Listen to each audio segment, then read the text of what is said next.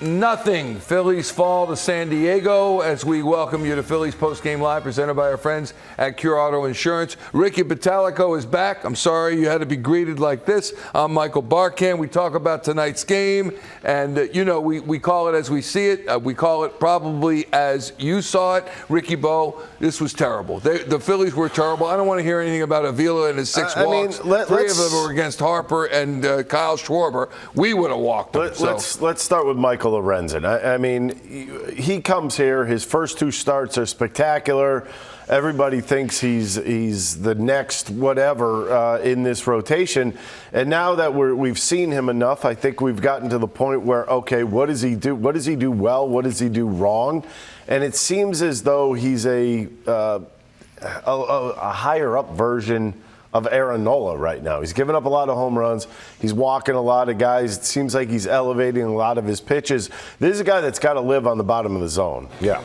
In the games following the no-hitter, and tonight, 6 innings pitched, 8 hits, 6 earned runs, 1 strikeout, 3 walks. He had fewer walks than did his counterpart Pedro Avila. 1 home run allowed on 94 pitches, and his ERA is now 4.97 in 6 starts with the Phillies.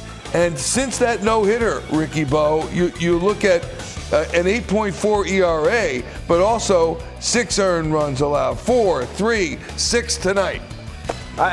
You know what? I would love to say that has nothing to do with no-hitter, that the 124 pitches or whatever he threw in that game has nothing to do with it. Well, I'm not buying into that anymore. I think it probably does. Maybe that adrenaline rush took everything over, and all of a sudden the mechanics went a little bit haywire after that. He hasn't been able to get the ball down the zone. And the one thing that he was known for, when he first came over here, we were sitting here, and I was like, he's known for getting guys out early in the counts. He's not doing that. He's running heavy counts, and he's putting himself into some bad situations. Bottom line is, as a pitcher, you want to get ahead and stay ahead. When you're not doing that, you're in a bad situation. I think Michael Lorenzen has kind of found himself now as a number 4.5 starter on this team. 4.5. 4.5. Yeah. And now let's go to the offense, or rather the lack of the offense. You got you could just go to one guy. It's not even the better pitch. I feel like he was afraid to get behind for some reason.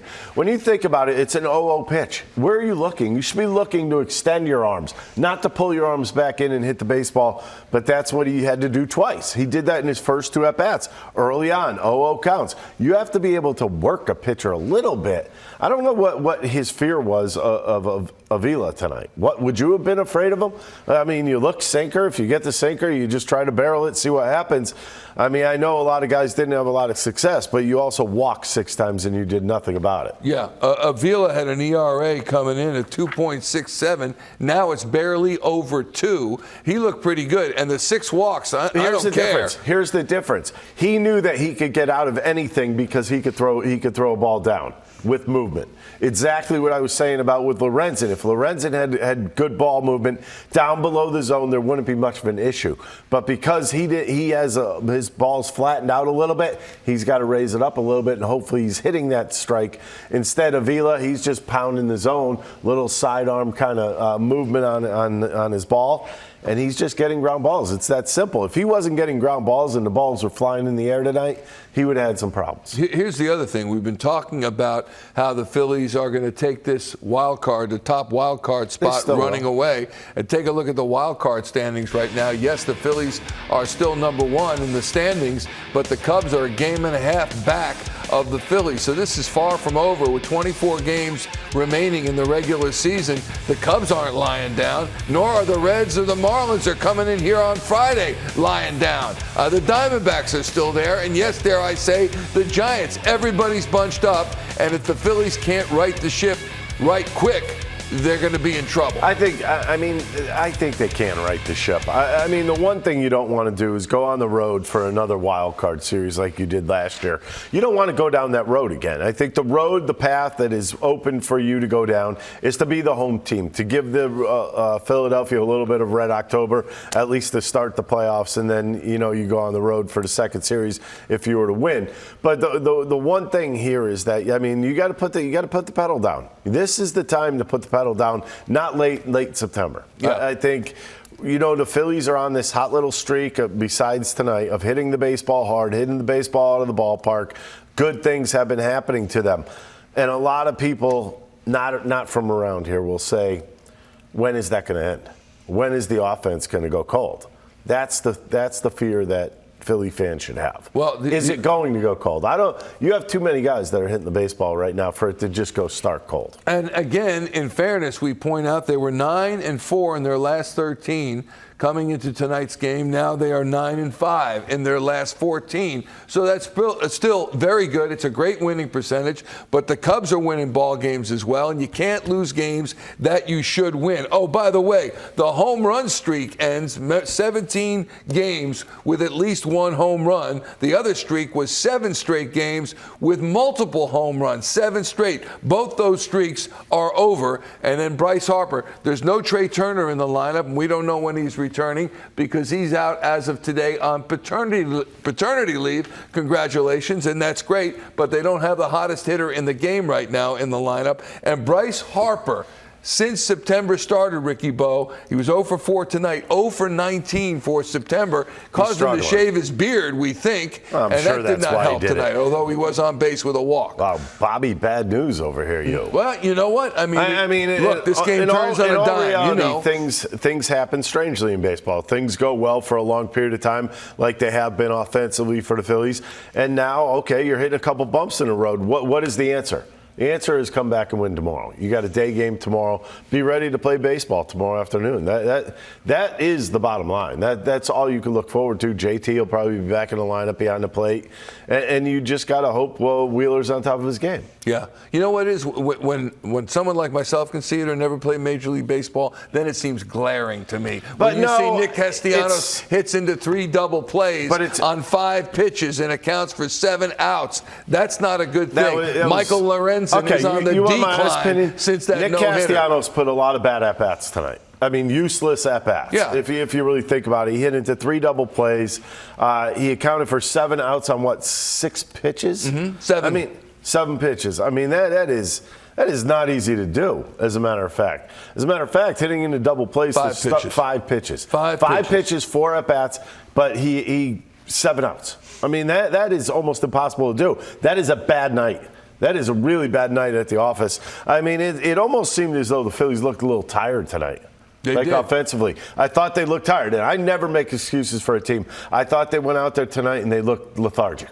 How frustrating is it grounding? Excuse me. How frustrating is it grounding in all these double plays? Yeah, it is.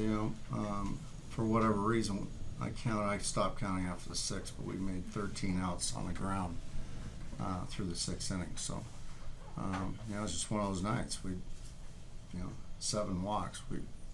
And I think we had 7 walks and struck out how many times tonight? 5. Starter walked 6 and struck out 1.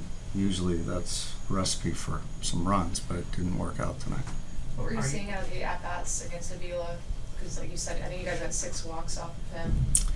Yeah, it's just every time we made contact, we just smothered the ball. So I don't know whether that's sink or just a bad night.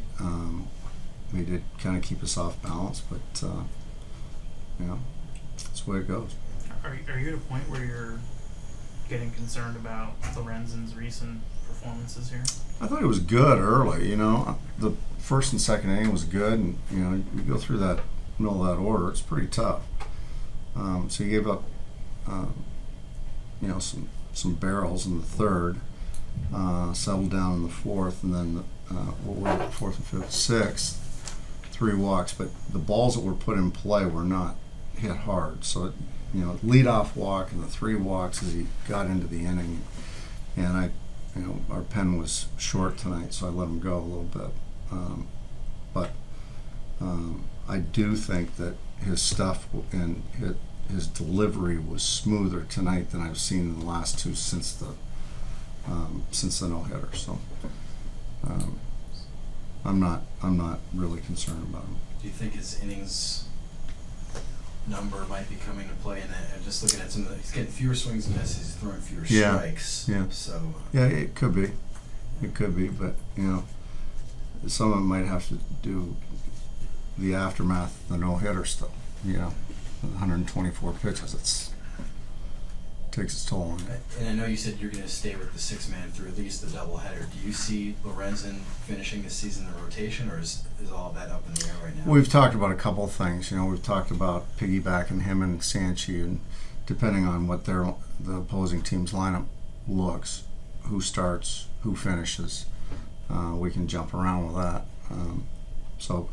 And we're looking at a lot of different things. Like, you're very aware. I mean, you're aware of his innings total, and is it a concern? I guess Yeah, it always is. It's not that big of a concern. He's big, strong, great athlete, but it is. It's on my mind. What did you see in that stop play in the fourth throwing error? Oh, he had trouble getting the ball out of his glove, and then he just kind of rushed it, and it just kind of sailed on him. So, but he was playing in, and we're hunting down the play at the plate. If he comes up clean and makes an accurate throw, he's out. Harper hasn't had a hit since the 300 home run. yeah.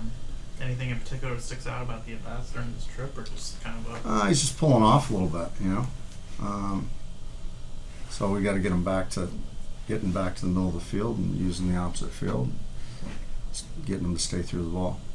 So if you had a full bullpen, Lorenzen's probably out before the 6th inning. Yeah, probably. Or during the 6th, somewhere in there.